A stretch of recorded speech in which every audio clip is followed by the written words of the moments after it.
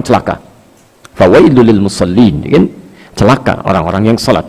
Di orang salat saja masih berpotensi celaka, apalagi yang tidak salat. Oh, jangan dirubah ya cara berpikirnya gitu. Ada orang berkata, dulu pernah ada ungkapan, oh, orang salat itu celaka, lebih baik nggak salat karena yang salat celaka. Anda keliru cara berpikirnya.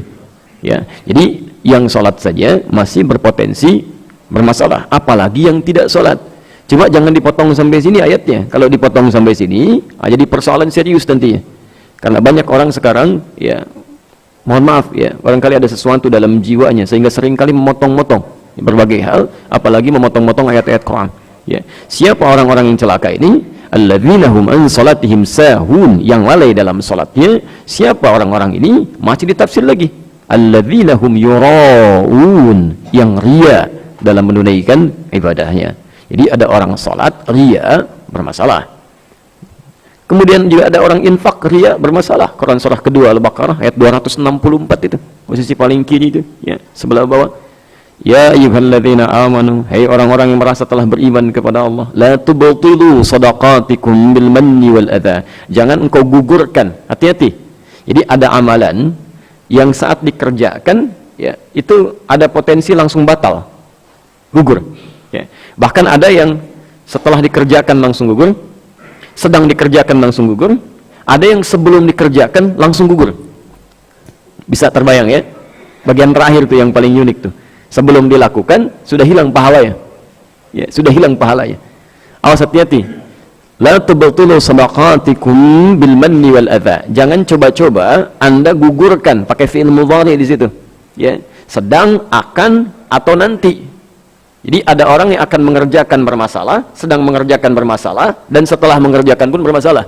Karena dia melakukan perbuatan yang merusak sekaligus mengganggu amal yang telah ia kerjakan itu. Ya. Diberi contoh oleh Quran, kalladzi yunfiqu malahu ria'an nas, seperti orang infak yang disertai ria. Ria itu saking bahayanya. Ria itu bisa langsung menggugurkan amalan. Ya. Yang Masya Allah, cara menggugurkannya bisa sebelum amal itu dikerjakan sudah tidak bernilai. Ya, antum misalnya, mohon maaf ya, mau infak, tapi sudah ada niat riya dengan infaknya.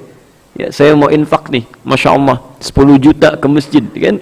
Dari rumah sudah berniat dengan infak yang saya berikan. Orang-orang mesti tahu nih bahwa saya juga pernah bersumbang asih dalam persoalan ini. Sudah berniat demikian dan minta misalnya diumumkan, sebut namanya plus gelar hajinya misal gitu kan. Masya Allah. Maka yang seperti ini belum infak dikeluarkan sudah gugur amalan, sudah gugur. Ya.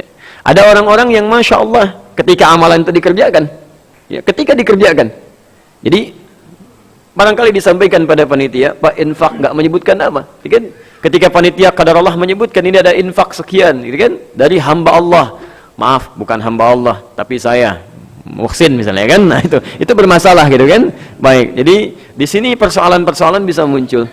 Termasuk ada orang-orang yang maaf saat infak baik, sedang infak baik, selesai infak misalnya, mohon maaf, lakukan tindakan-tindakan yang merusak amalannya. Tahu nggak yang tadi diumumin? Saya nggak mau riak tuh maksud tadi, tapi itu saya misalkan. Nah, itu juga persoalan, ya. Nah, jadi teman-teman sekalian, hati-hati dengan segala hal yang pernah kita kerjakan. Ada dasar dalam ibadah kita, satu amalan bisa bernilai baik, yaitu adanya keikhlasan. Seperti Allah firmankan di surah Al-Bayyinah ayat kelima itu, wa ma umiru illa liya'budullaha mukhlishina lahuddin. Dan tidaklah mereka hamba-hamba Allah itu diperintahkan untuk beribadah apapun yang dikerjakan, kecuali, ingat cara menerjemahkannya, berusaha untuk ikhlas mengerjakannya. Ya, berusaha untuk ikhlas. Usaha kita untuk berikhlas itu, kalau sudah berhasil melakukannya, maka diberikan kelapangan dalam jiwanya, dirubah namanya dari mukhlis menjadi mukhlas. Orang mukhlas ini yang sulit ditembus oleh setan. Dan turun, ya, satu ayat khusus, bahkan dikemas dalam satu surat yang luar biasa indah dengan nama benteng. Dalam bahasa Arab disebut dengan hijr. Hijr itu benteng. Jadi ada orang-orang yang punya benteng antara dirinya dengan setan. Ya, bukan setan nggak mau goda, begitu mau goda nggak tembus tuh, sulit gitu ya. Ya, maka ada di surah ke-15 Al-Hijr itu. Ya, intinya di ayat ke-40-nya nanti. Ya, illa ibadaka minhumul mukhlasin. Ada nanti orang-orang yang oleh setan berusaha digoda. Bahkan di surah Al-A'raf disebutkan dari depannya, belakangnya, kanannya, kirinya. Tapi ada satu golongan yang sulit ditembus. Bukan mukhlis, tapi mukhlas.